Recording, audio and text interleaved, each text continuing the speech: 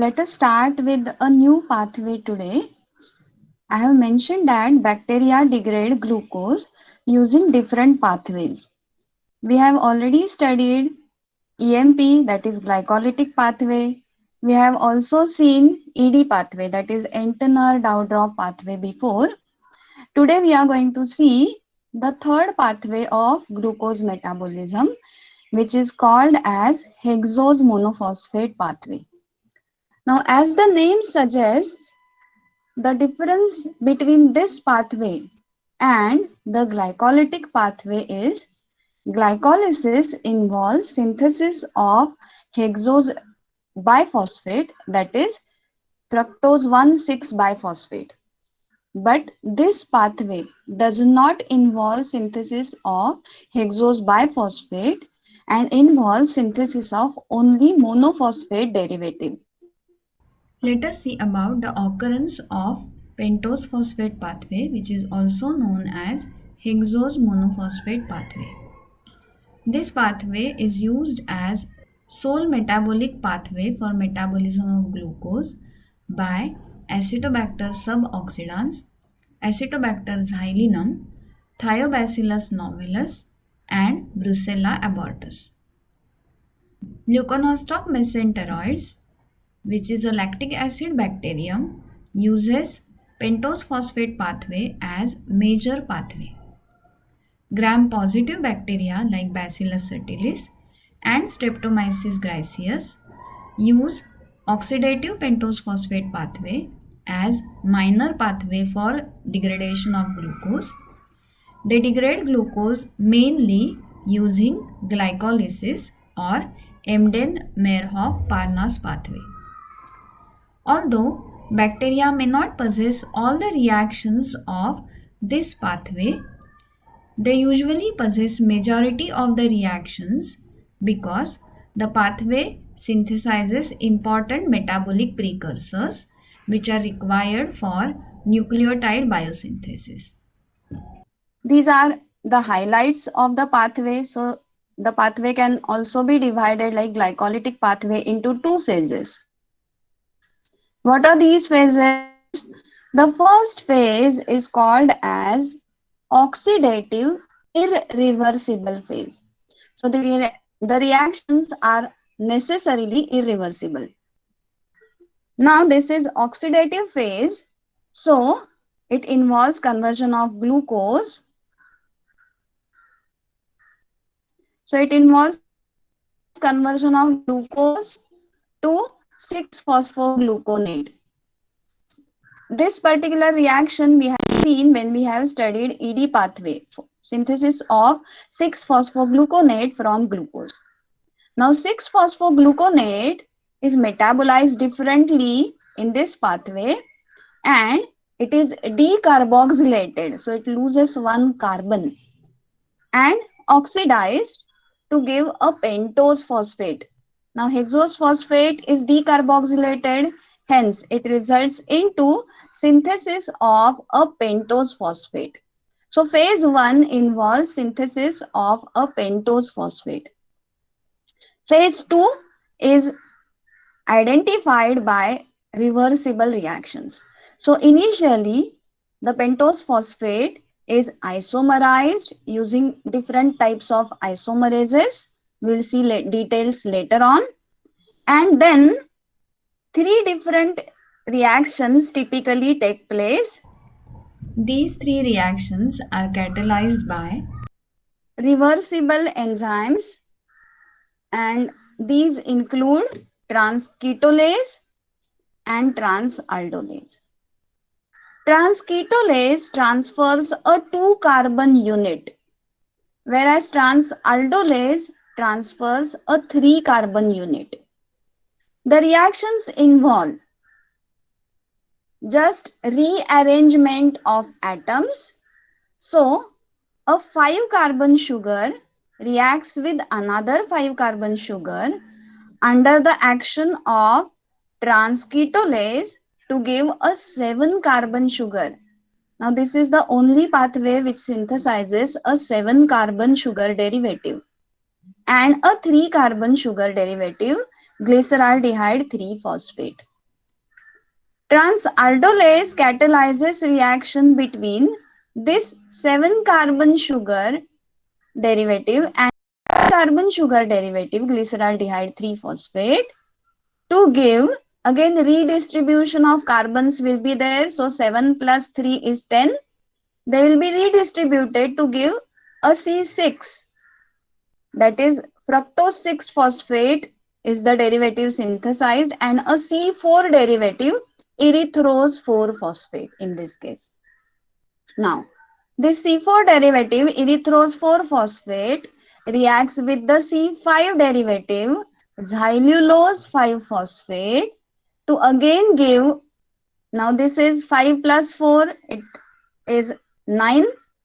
So you have 9 carbon atoms in total. The rearrangement results into formation of a C6 derivative, fructose 6-phosphate, and a C3 derivative, glyceraldehyde 3-phosphate. So with this summary, let us see how the pathway functions. The pathway starts with glucose. Glucose is converted to glucose 6-phosphate by action of enzyme hexokinase in the first reaction. Glucose 6-phosphate is then converted in 3 different steps to ribulose 5-phosphate. Initially, glucose 6-phosphate is acted upon by a dehydrogenase which uses NADP as cofactor, and 6-phosphoglucono-delta-lactone is produced. This metabolite is acted upon by lactonase so as to generate 6-phosphogluconate. In 2 steps, 6-phosphogluconate is oxidatively decarboxylated to ribulose 5-phosphate. So, this part of the pathway is called as oxidative irreversible phase, as it is accompanied by oxidation and all the reactions take place in irreversible manner in cell. This sequence of reactions is followed thrice, and hence we have started with 3 glucose molecules. So at the end of oxidative irreversible phase, 3 ribulose 5-phosphates are produced and 3 carbons are released as 3 carbon dioxide molecules. The next phase is characterized by reversible reactions and is called as non-oxidative reversible phase. Initially, the ribulose 5-phosphate formed is acted upon by isomerases. Isomerase acts on ribulose 5-phosphate so as to convert it to ribose 5-phosphate. A different type of isomerase acts on 2 molecules of ribulose 5-phosphate.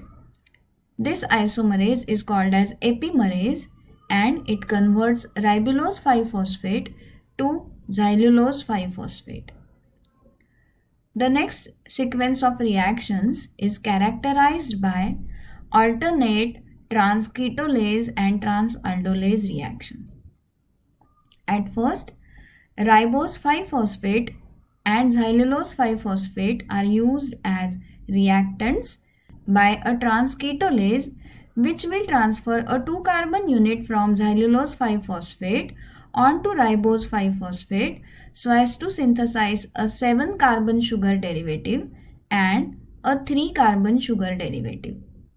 In the next reaction, these 2 molecules, that is the 7 carbon sugar derivative and the 3 carbon sugar derivative, is acted upon by enzyme transaldolase which will transfer a 3 carbon unit from pseudoheptulose 7-phosphate onto glyceraldehyde 3-phosphate so as to synthesize fructose 6-phosphate and erythrose 4-phosphate.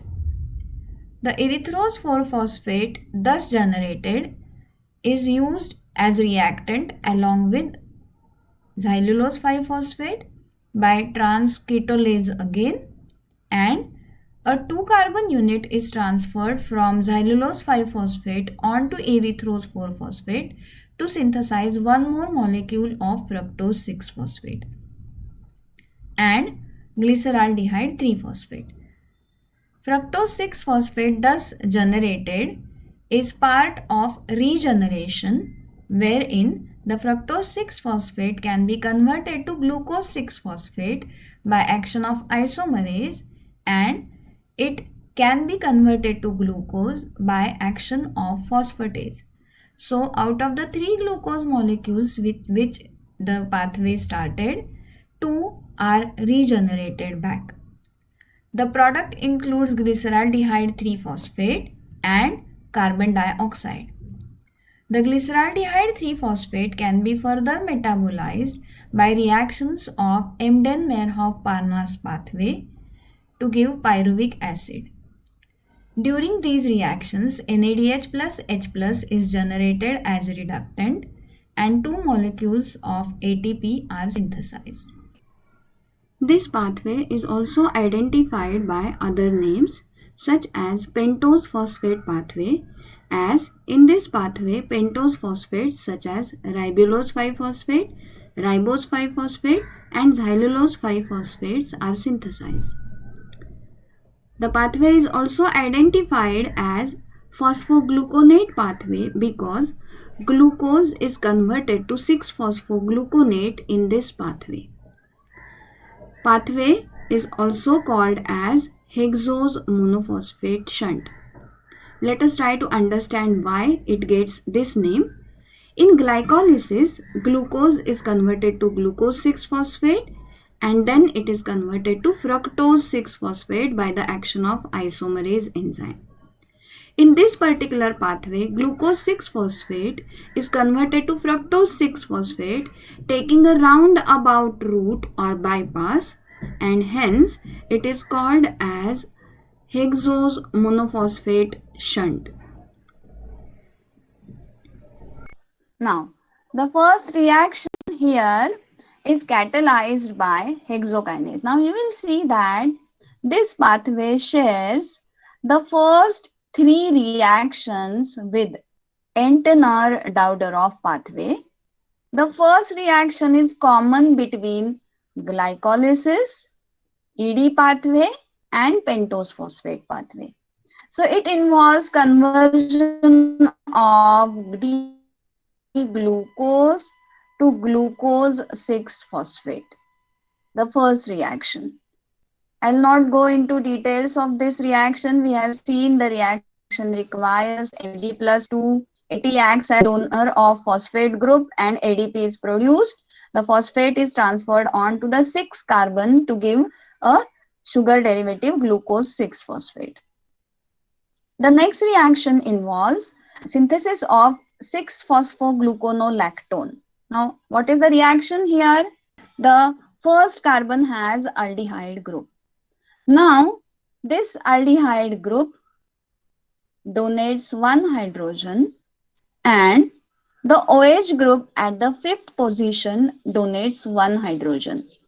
This results into cyclization to form a lactone ring. Okay, so here this carbon number 1 gets attached with the carbon number 5 as shown here. Okay, now if you start numbering from the aldehyde group, this will be alpha, beta, gamma and delta, and hence this is called as glucono-delta lactone, indicating that it is the interaction between the first carbon and the 5th carbon. So it is a derivative of glucose 6-phosphate, 6-phosphogluconolactone. This particular enzyme dehydrogenase uses NADP plus and not NAD plus, and NADP plus is converted to NADPH plus H plus. So the next reaction is catalyzed by lactonase. Now this is ring opening reaction. So in this reaction, this lactone ring is cleaved by addition of water molecule So water molecule will be added across this bond. This results into converting 6-phosphogluconate delta lactone to 6-phosphogluconic acid. So the reaction involves hydrolysis of water molecule. H is transferred onto the oxygen here, giving you OH here at fifth position, and OH is transferred onto the first carbon to give you COOH, that is the carboxylic acid group here, and hence the name 6-phosphogluconic acid. So it is a phosphorylated derivative and aldehyde group is now converted to acid group. These reactions take place in ED pathway as well. Now, conversion of 6-phosphogluconate delta lactose to 6-phosphogluconic acid can take place spontaneously, but lactonase will accelerate the rate of this spontaneous reaction. In the next reaction, the 6-phosphogluconic acid which is generated is acted upon by another dehydrogenase. This is where now the pathway differs from ED pathway. So here in ED pathway we have seen a dehydratase will act on 6-phosphogluconate. Here it is acted upon by hydrogenase which will remove hydrogens. Now hydrogens are removed from the third carbon. So you can see here that a hydrogen from OH group as well as this H is removed. So carbon is left with only oxygen and valency free. This results into converting this carbon to a ketonic group. Okay. So at third position, it has a ketonic group. So it is labeled as 3-keto 6-phosphogluconic acid. Now, why this particular derivative is present in bracket? It is enzyme bound intermediate. It is not released free. So the reaction is taking place on enzyme. First, the oxidation or dehydrogenation takes place. NADP plus acts as acceptor of the hydrogens that are removed from carbon number 3 and it is converted to NADPH plus H plus. A ketonic group is generated here and now this particular intermediate undergoes decarboxylation, removal of CO2. So carbon number 1 has a carboxylate group. Enzyme acts here on this bond and decarboxylation leaves one hydrogen behind. So CHOH is converted to CH2OH. A new sugar is synthesized by decarboxylation. A 5-carbon sugar ribulose 5-phosphate is synthesized in this manner. So with this reaction, the first phase, that is oxidative irreversible phase, is over. Now let us see the next reaction. The next reaction, we have seen all the reactions henceforth are reversible. No oxidation takes place. First 3 reactions are catalyzed by isomerases and the later reactions are alternatively catalyzed by 2 enzymes, transaldolase and transketolase. Let us see the details now. The first isomerase acts on ribulose 5-phosphate, the 5-carbon sugar derivative, and it will isomerize a ketose to aldose. So there is a carbonyl group present at carbon number 2. So it involves the interaction between these 2 carbons, rearrangement which converts this to CHOH and the first carbon to CHO. The resulting sugar is called as ribose 5-phosphate. So if the sugar is aldose, you attach OSE, okay, as the suffix. If it is a ketose, the suffix is ULOSE. Now this is the only exception to this particular nomenclature is glucose and fructose. Both are hexoses but have different names. Okay. So fructose is not called as glucose. Okay. But all other sugar derivatives, all other sugars are named like this. If it is aldose, it will have suffix OSE. So ribose. And if it is a ketose sugar, it will have suffix ULOSE. So this reaction converts ribulose 5-phosphate to ribose 5-phosphate. Let us see the next reaction. So now one more reaction will take place. So this reaction is repeated twice and involves conversion of two molecules of ribulose 5-phosphate to two molecules of xylulose 5-phosphate. Now, what is happening here? Pay attention on this third carbon here. The orientation, this particular enzyme carries out what is known as epimerization, changes the orientation of hydroxyl group across this third carbon.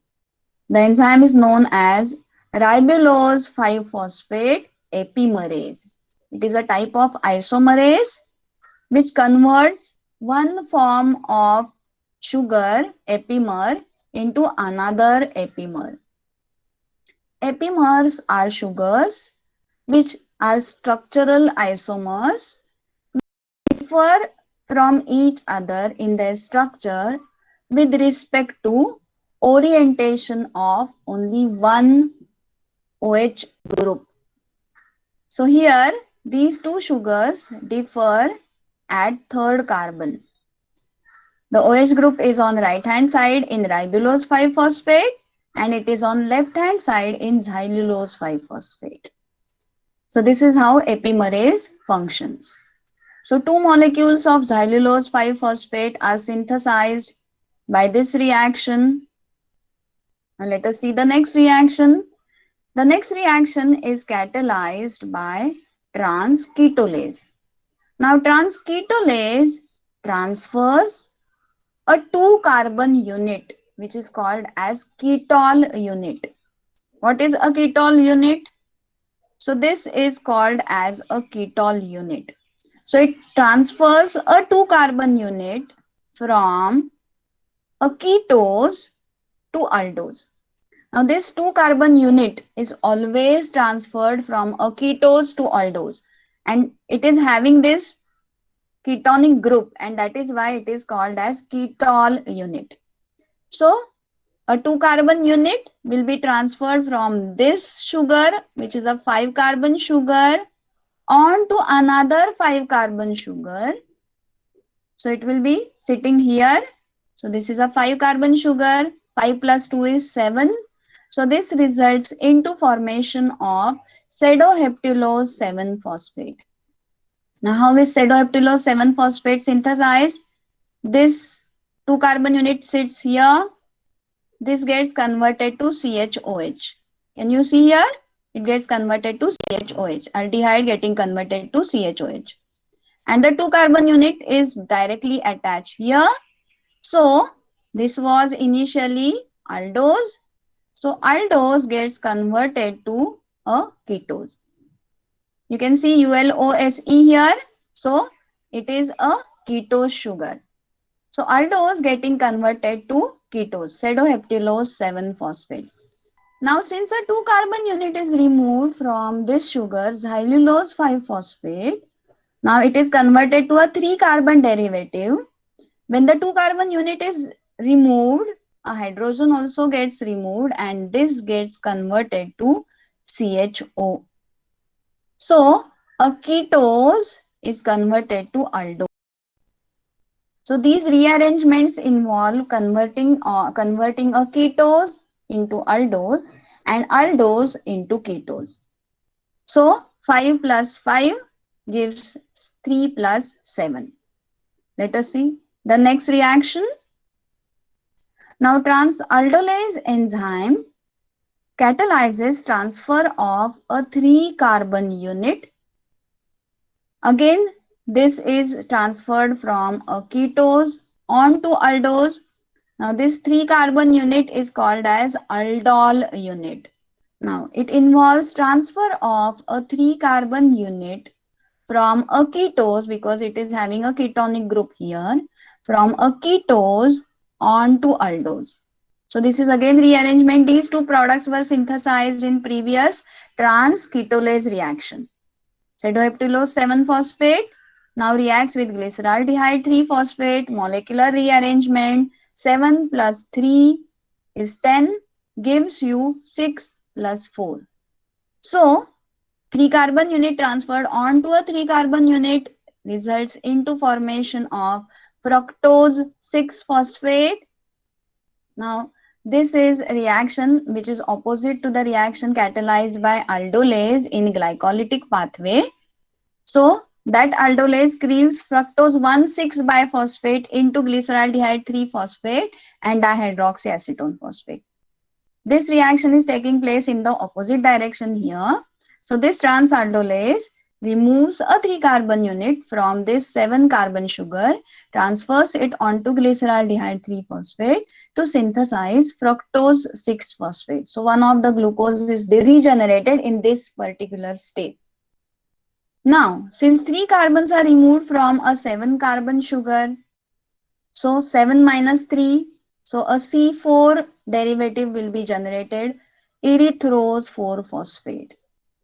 This derivative is very important derivative and it is generated only in this particular pathway.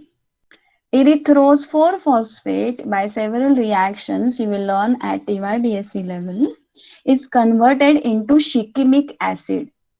Shikimic acid acts as precursor for biosynthesis of amino acids. Several amino acids, they can be biosynthesized from shikimic acid. So erythrose 4-phosphate will act as precursor for biosynthesis of these amino acids. So let us see what happens next. Fructose 6-phosphate, I have told you, will be converted to glucose 6-phosphate. Now, erythrose 4-phosphate reacts with the second molecule of xylulose 5-phosphate. We have seen that the epimerization reaction which converts ribulose 5-phosphate to xylulose 5-phosphate takes place twice. One xylulose 5-phosphate reacts with the ribose 5-phosphate in the trans ketolase reaction which we have seen before. Now, in this particular trans ketolase reaction, the second xylulose 5-phosphate reacts with the erythrose 4-phosphate which is produced in the previous trans aldolase reaction. This is a 4 carbon sugar. This is a 5 carbon sugar. Now we have seen trans ketolase transfer a ketol unit containing 2 carbons. This will be transferred on to this 4 carbon sugar. So 4 plus 2 gives you 6 carbon sugar derivative fructose 6-phosphate. Aldehyde. So this is a ketose. Ketol group is removed, so it gets converted to aldehyde, aldose sugar. So this CHOH is converted to CHO. It is a 3 carbon sugar derivative. Glyceraldehyde 3-phosphate. So this particular reaction results into synthesis of fructose 6-phosphate and glyceraldehyde 3-phosphate. So reaction involves regeneration of second molecule of glucose. Fructose 6-phosphate can be converted to glucose 6-phosphate, which can be dephosphorylated to give glucose. The reaction pathway, the sequence of reaction ends here with the production of glyceraldehyde 3-phosphate. Now, the glyceraldehyde 3-phosphate thus synthesized, we have seen in the first slide that this glyceraldehyde 3-phosphate can be then further metabolized using glycolytic enzymes. So it will be acted upon by glyceraldehyde 3-phosphate dehydrogenase. It can be converted to 1,3-biphosphoglyceric acid, which is further broken down to 3-phosphoglyceric acid producing ATP. 3-phosphoglyceric acid will be converted to 2-phosphoglyceric acid, which is converted to phosphoenol pyruvate, which is then acted upon by pyruvate kinase to produce pyruvic acid. So this segment of the pathway will take place using glycolytic enzymes. 10 different reactions we have seen take place in this pathway, 2 phases. The first 4 reactions, irreversible oxidative phase. The later reactions, reversible non-oxidative phase. Now the net reaction. So you can say that glucose 6-phosphate reacts with 6 NADP plus to give 3 CO2 plus glycerol 3-phosphate plus 6 NADPH plus 6H plus. Now how have we landed with this equation? So we have seen here that we start with 3 glucose molecules. Every glucose molecule will give 1 NADP plus NADPH plus H plus in the second reaction, which is catalyzed by a dehydrogenase, glucose 6-phosphate dehydrogenase, and one more NADPH plus H plus, which is catalyzed by, the reaction is catalyzed by 6-phosphogluconate dehydrogenase. So every glucose molecule will generate 2 NADPH plus H plus. So 3 glucose molecules will result into production of 3 NADPH plus H plus in this step and 3 NADPH plus H plus in this step. So that accounts for 6 NADPH plus H plus, which I showed you in the net reaction just now, and 3 carbon dioxides are produced here because every glucose will be decarboxylated in this step to give 3 pentose derivatives, that is ribulose 5-phosphate molecules. Now the reactions henceforth involve rearrangements. So what is the product? A 3-carbon sugar derivative glyceraldehyde 3-phosphate, 3 carbon dioxides, and 6 molecules of NADPH plus H plus. So glucose 6-phosphate plus 6 NADP plus give 3 CO2 plus glyceraldehyde 3-phosphate. So glucose 6-phosphate is converted to CO2 plus glyceraldehyde 3-phosphate. So we can account for 6 carbons here, and 6 NADP plus accepts all the hydrogens that are removed from carbons here to give 6 NADPH plus 6H plus. Now let us see the significance of this pathway. The pathway produces important precursors. The first precursor is pentose phosphate, that is ribose 5-phosphate. Ribose 5-phosphate is used as precursor for nucleic acid biosynthesis. Nucleic acids are made up of nucleotides. A nucleotide is formed of nucleic acid base, sugar and phosphate. So, ribose 5-phosphate acts as precursor because nucleotides can be synthesized by joining nucleic acid bases with ribose 5-phosphate. The second precursor is erythrose 4-phosphate. It acts as precursor for biosynthesis of aromatic amino acids using shikimic acid pathway. This pathway also synthesizes reductant NADPH, which is used in anabolic reactions. The pathway produces carbon dioxide, which can be used for fatty acid biosynthesis. The precursors which I mentioned can be synthesized from fructose 6-phosphate by reversal of reactions of the reversible phase. Let us see how. So Fructose 6-phosphate is generated here and here. Since all these reactions are reversible, so the reaction can take place in the opposite direction. So fructose 6-phosphate, which is produced as intermediate in glycolytic pathway, and glyceraldehyde 3-phosphate, which is also produced in glycolysis, can interact with each other to give xylulose 5-phosphate and erythrose 4-phosphate. The erythrose 4-phosphate can then react with another molecule of fructose 6-phosphate to give pseudoheptylose 7-phosphate and glyceraldehyde 3-phosphate. This can give ribose 5-phosphate. Now, ribose 5-phosphate is precursor of nucleic acid nucleotide biosynthesis. Erythrose 4-phosphate we have seen is precursor of nucleosynthesis. So this is how by reversal reactions from fructose 6-phosphate and glyceraldehyde 3-phosphate, using these as starting material, these glycolytic intermediates as starting material, erythrose 4-phosphate and ribose 5-phosphate can be synthesized.